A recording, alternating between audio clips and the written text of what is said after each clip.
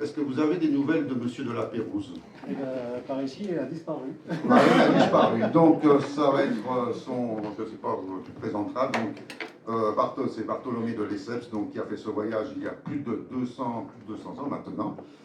Et donc, qui a écrit un ouvrage. Donc, c'est un ouvrage qu'il a écrit après son journal, tu vois tout ça. Donc, il y a deux ouvrages, l'ouvrage qui est ici.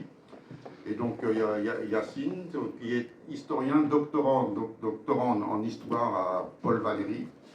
Donc, il va nous raconter ce voyage sensationnel, parce qu'il passe par une région que je connais un peu, donc faire attention de bien dire où il est passé, parce que je vais retenir les lieux. Et puis Katia, qui est journaliste, qui est journaliste en russe, et donc qui a sévi dans quelques journaux russes il y a pas mal de temps, dont la Pravda de Moscou et dans le Komsomol de Moscou, hein, voilà. Mais qui est maintenant qui est installé en France. Donc tous les deux vont vous raconter ce magnifique voyage. Un ouvrage très très intéressant qui a été écrit à la fin du XVIIIe siècle par une personne qui était déjà diplomate à l'époque. C'était un vice-consul de France.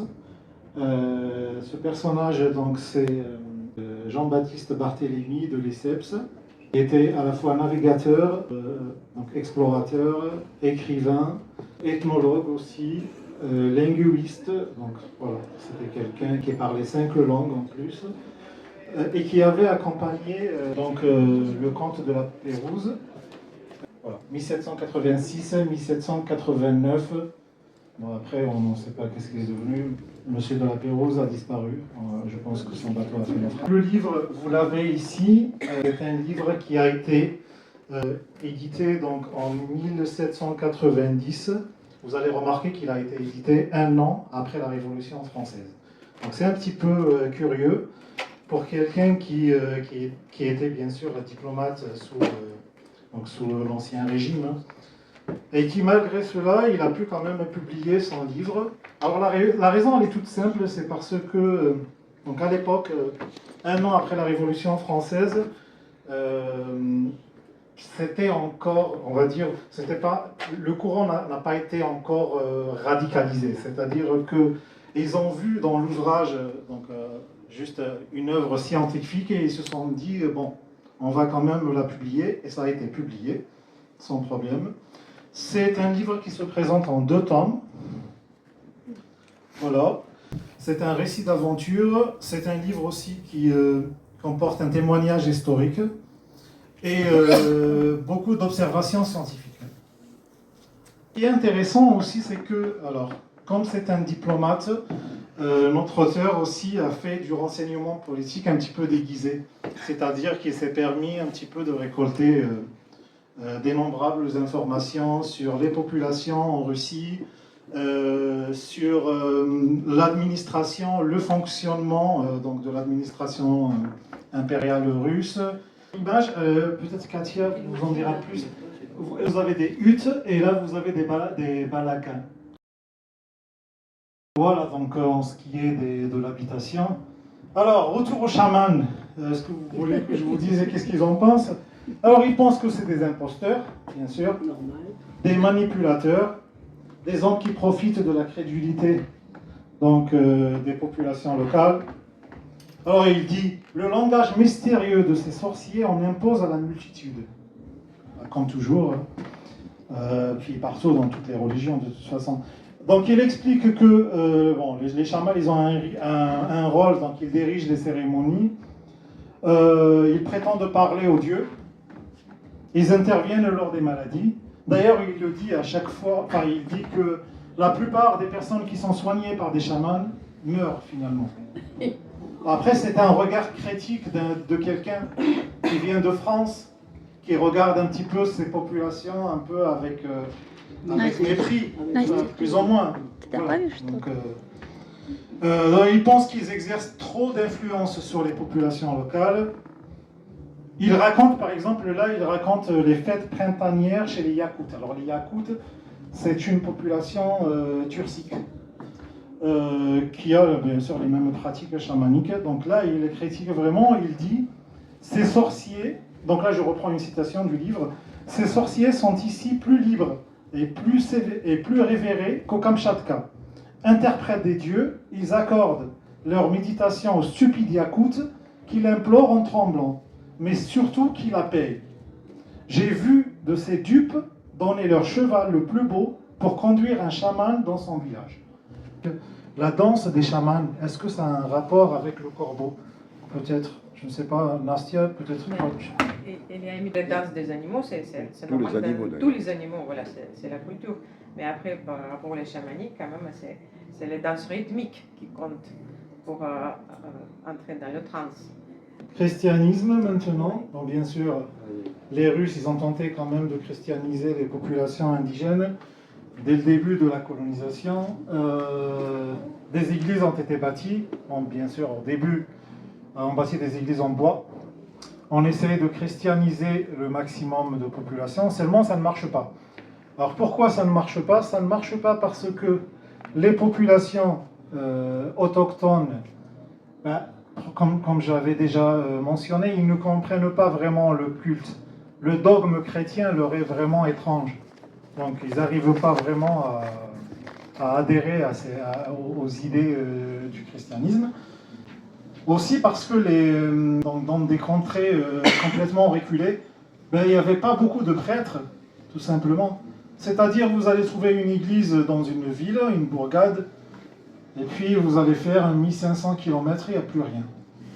Donc, ce qu'on faisait à l'époque, c'était... Eh oui. Donc, ce qu'on faisait, c'est que, quand on pouvait se déplacer, on baptisait les populations. On leur disait, voilà, vous êtes baptisés, vous êtes chrétiens. Souvent, on leur donne un prénom chrétien. Et un cadeau. Voilà, et je ne sais pas si on leur donne un cadeau, si leur on prend une fourrure. Pour le cadeau, c'est pour le cadeau. Mais après, il n'y a pas, derrière, il n'y a pas de suivi, c'est-à-dire qu'il n'y a pas de culte qui se fait. Quand vous avez un pope, donc un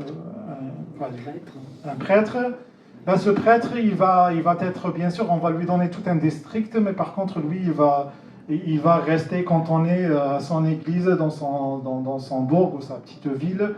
De toute façon, il n'a pas les moyens d'aller officier, je ne sais pas moi, faire 1500 km par des conditions extrêmes. Voilà, donc je veux dire, christianisation incomplète. Donc il y avait des soldats, bien sûr, il y avait des Cosaques. Bon, il y avait beaucoup de Cosaques. On envoyait les Cosaques pour coloniser ces terres lointaines. Il y avait des soldats aussi, on n'avait pas beaucoup. Les colons, ça dépendait des villes. Bon, il y avait des villes qui étaient tellement prospères que ça attirait tout le monde, surtout les commerçants et surtout les négociants. D'autres villes où il y avait personne, ou peut-être, personne, si, il y avait des populations indigènes locales qui venaient pour le commerce ou qui se regroupaient pour des raisons souvent de climat. Tout un système fiscal qui permettait à l'État russe donc d'avoir des revenus, des biens, des vivres, etc. Il y avait bien sûr une exploitation économique des ressources locales. En Sibérie, il y a beaucoup de mines. Donc on faisait quoi? On envoyait tous les forçats, toutes les personnes indésirables, on les exilait et puis on les forçait au travail. Et par rapport à ça, donc, il y avait des personnes qui travaillaient dans les mines, dans l'extraction du sel, qui faisaient aussi, ils tiraient des bateaux sur les rivières, etc., etc. Donc tout ce que vous pouvez imaginer comme travaux forcés, les routes, voilà. Enfin, il y a une anecdote où il y a des soldats russes et leur commandant qui arrivent dans un village.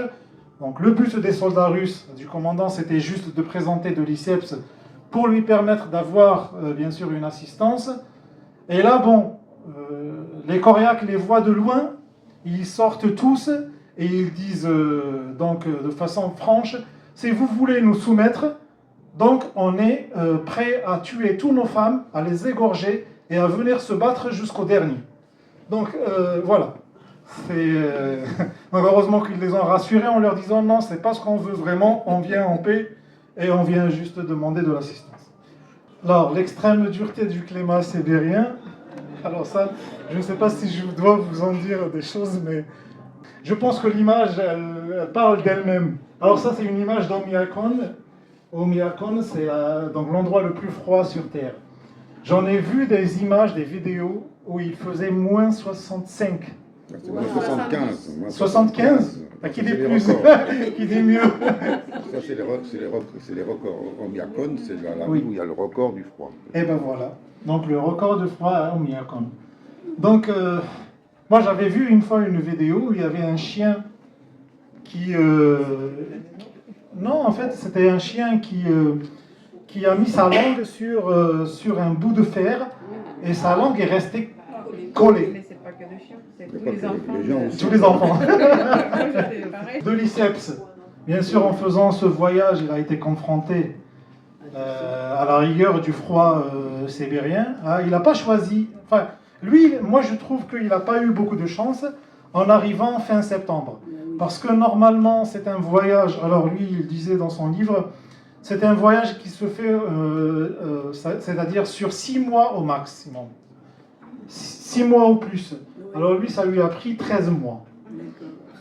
Pourquoi? Parce qu'il a pris du retard, parce qu'il n'y avait pas de traîneau, il n'y avait pas de chien, parce qu'il est passé par tellement de péripéties, parce qu'il faisait froid, parce que les animaux ne voulaient pas bouger pour les rennes, parce que les chiens mouraient de famine, et etc., etc., etc.